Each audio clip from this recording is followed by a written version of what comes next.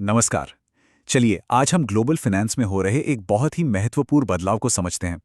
देखिए, दुनिया की जो बड़ी अर्थव्यवस्थाएं हैं, खासतौर पे भारत और चीन, वो धीरे धीरे अमेरिकी सरकार के कर्ज, जिसे हम यूएस गवर्नमेंट डेट कहते हैं, उस पर अपनी निर्भरता कम कर रही हैं और इनका झुकाव सोने की तरफ बढ़ रहा है। तो क्या ये एक डी डॉलराइजेशन ट्रेंड का संकेत है? इसी विषय को आज हम विस्तार से एनालाइज करेंगे। तो देखिए, सबसे बुनियादी सवाल यही उठता है कि भारत और चीन जैसी बड़ी शक्तियां एक रणनीति के तहत अमेरिकी डॉलर पर अपनी निर्भरता कम करके सोने को क्यों अपना रही हैं। इस पूरी चर्चा का केंद्र यही प्रश्न रहेगा और इसके पीछे के कारणों को समझना ग्लोबल जियो इकोनॉमिक्स को समझने के लिए अत्यंत आवश्यक है। देखिए, एक बात स्पष्ट होनी चाहिए कि ये कोई स्पेक्युलेटिव मूव नहीं है। मतलब ये कोई शॉर्ट टर्म मुनाफा कमाने का फैसला नहीं है।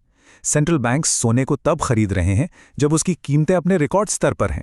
ये अपने आप में ये दर्शाता है कि ये एक बहुत सोची समझी, एक लॉन्ग टर्म स्ट्रेटेजिक डिसीजन है और ये ग्लोबल फाइनेंशियल थिंकिंग में एक गहरे बदलाव का संकेत। अच्छा, इस पूरे बदलाव को समझने के लिए सबसे पहले हमें यूएस ट्रेजरीज के कॉन्सेप्ट को समझना होगा। ये वही ट्रेजरीज हैं जो दशकों से ग्लोबल फाइनेंस की नींव रही हैं। तो अब कॉन्सेप्ट को स्टेप बाय स्टेप समझते हैं। तो यूएस ट्रेजरीज क्या होती हैं? बिल्कुल सरल शब्दों में समझें तो ये अमेरिकी सरकार द्वारा जारी किए गए डेट इंस्ट्रूमेंट्स हैं।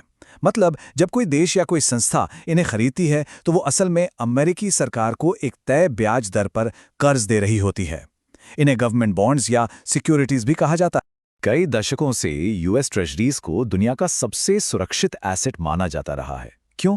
क्योंकि अमेरिकी सरकार के डिफॉल्ट होने का जो खतरा है वो लगभग शून्य माना जाता है। ये हाईली लिक्विड भी हैं, मतलब इन्हें बाजार में बहुत आसानी से खरीदा और बेचा जा सकता है। इन्हीं कारणों से दुनिया भर के देश अपने फॉरेन एक्सचेंज रिजर्व्स का एक बहुत बड़ा हिस्सा यूएस ट्रेजरीज में रखते आए हैं और इसका इस्तेमाल अपनी करेंसी को स्टेबलाइज करने और इंटरनेशनल ट्रेड को सेटल करने के लिए करते हैं। तो अब देखते हैं कि भारत और चीन इस मामले में क्या कदम उठा रहे हैं। जो डेटा हमारे सामने है वो बताता है कि दोनों ही देशों ने अपनी यूएस ट्रेजरी होल्डिंग्स में एक महत्वपूर्ण कमी की है। अगर हम एक साल पहले का आंकड़ा देखें तो भारत के पास लगभग 240 बिलियन डॉलर की यूएस ट्रेजरी होल्डिंग्स थीं। इस आंकड़े को एक बेसलाइन की तरह याद रखिएगा। और अब ये आंकड़ा कहाँ आ गया है? ये घटकर 190 बिलियन डॉलर पर आ गया है। यानी आप देखिए, सिर्फ एक साल के अंदर 50 बिलियन डॉलर की कमी। प्रीलिम्स में ये फैक्ट पूछा जा सकता है, इस पॉइंट को अंडरलाइन कर लीजिए। तो भारत कर क्या रहा है? वो अपने फॉरेक्स रिजर्व्स को रीबैलेंस कर रहा है। यूएस ट्रेजरीज को बेचकर जो पैसा आ रहा है उससे सोना खरीदा जा रहा है।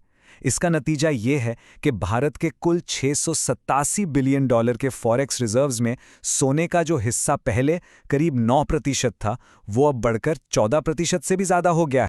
अच्छा, चीन भी बिल्कुल यही रणनीति अपना रहा है। उसने अपनी यूएस ट्रेजरी होल्डिंग्स को 2008 के बाद से अब तक के सबसे निचले स्तर पर ला दिया है और ये चीन की एक लॉन्ग टर्म स्ट्रैटेजी का हिस्सा है, जिसके तहत वो धीरे धीरे यूएस एसेट्स पर अपनी निर्भरता को कम कर रहा है। अब आते हैं सबसे जरूरी सवाल पर कि इस बदलाव के पीछे के कारण क्या हैं।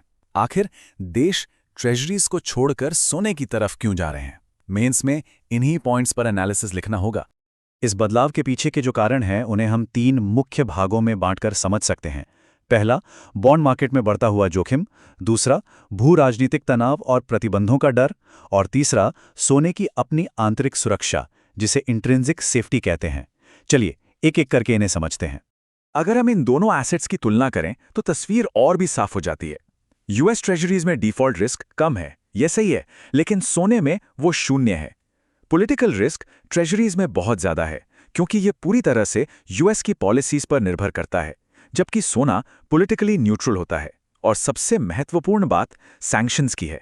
जैसा हमने रूस के मामले में देखा, यूएस ट्रेजरीज को फ्रीज किया जा सकता है, लेकिन सोना एक फिजिकल एसेट है, उसे इस तरह से फ्रीज नहीं किया जा सकता। इसीलिए संकट के समय में सोना एक सेफ हेवन एसेट की तरह काम करता है। तो ये कहना बिल्कुल भी गलत नहीं होगा कि सोना एक तरह से किसी भी वित्तीय संकट, करेंसी में होने वाले उतार चढ़ाव और वैश्विक भू राजनीतिक झटकों के खिलाफ एक बीमा का काम करता है, एक इंश्योरेंस पॉलिसी है। अब चलिए विशेष रूप से भारत के दृष्टिकोण को समझते हैं। रिजर्व बैंक ऑफ इंडिया की इस रणनीति के पीछे क्या लक्ष्य हैं? ये टॉपिक जीएस पेपर 2 में इंटरनेशनल रिलेशन से डायरेक्टली जुड़ा हुआ है। देखिए, आरबीआई के इस कदम के पीछे कई स्ट्रैटेजिक कारण हैं। पहला तो है ब्याज दरों में बदलाव और करेंसी इंस्टेबिलिटी से बचाव करना। दूसरा, अपने फॉरेक्स रिजर्व्स को एक लॉन्ग टर्म स्टेबिलिटी देना। तीसरा, रिजर्व्स को डाइवर्सिफाई करना ताकि अमेरिकी डॉलर पर जो हमारी अत्यधिक निर्भरता है वो कम हो। और चौथा, भविष्य में किसी भी संभावित संघर्ष की स्थिति के लिए तैयारी करना। अब इस ट्रेंड को एक बड़े वैश्विक परिप्रेक्ष्य में देखते हैं। क्या ये डी-डॉलराइजेशन यानी डॉलर के प्रभुत्व के अंत की शुरुआत मानी जा सकती है? ये समझना जरूरी है कि ये सिर्फ भारत या चीन तक सीमित नहीं है। ये एक विश्वव्यापी ट्रेंड है। दशकों में पहली बार ऐसा हुआ है कि दुनिया भर के सेंट्रल बैंक्स के पास यूएस ट्रेजरीज की तुलना में ज्यादा मूल्य का सोना मौजूद है। ये ग्लोबल रिजर्व्स की कॉम्पोजिशन में एक ऐतिहासिक बदलाव है। तो इस पूरी चर्चा का निष्कर्ष क्या है? देखिए, इसका मतलब ये बिल्कुल नहीं है कि दुनिया डॉलर को पूरी तरह से छोड़ रही है। ऐसा नहीं है, बल्कि हो ये रहा है कि देश डॉलर पर अपनी निर्भरता कम कर रहे हैं और ज्यादा सुरक्षा के लिए अपने रिजर्व्स को रीबैलेंस कर रहे हैं। ये एक मल्टीपोलर फाइनेंशियल वर्ल्ड की ओर एक स्पष्ट इशारा है। एक ऐसी दुनिया जहां किसी एक करेंसी का पूर्ण प्रभुत्व नहीं होगा। और इसी दिशा में ब्रिक्स देशों द्वारा अपनी डिजिटल करेंसीज को लिंक करने का प्रयास भी एक महत्वपूर्ण कदम है।